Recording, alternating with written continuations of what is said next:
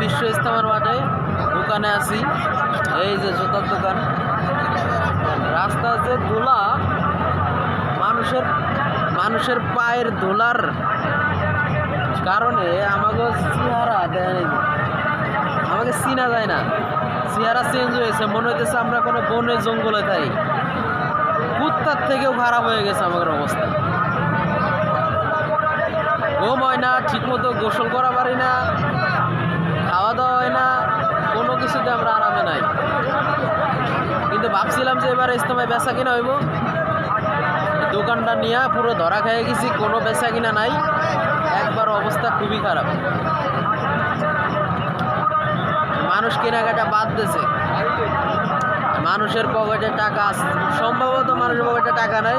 বিশেষ করে আমরা যে সাইডে ইস্তেমার যে সাইডে দোকান দিছি, এই সাইডে আমাদের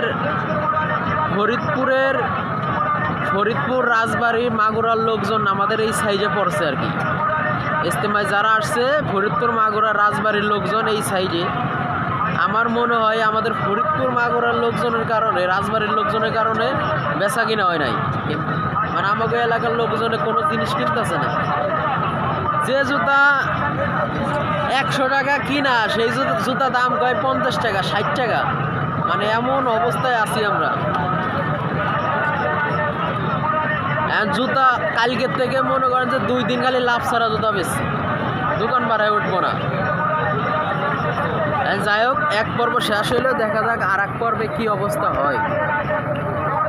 তবে নিয়ত করছি জীবনে আর ইস্তেমায় দোকান দিতাম না। ছোটোবেলার থেকে ইস্তেমায় দোকানদারি করে, কিন্তু এবার পুরো ধরাটা খাইলাম, পুরো ধরা বাস। দোকানে মাল, যে টাকার মাল কিনছিলাম ওই টাকায় বেচতে পারবো কিনা সন্দেহ।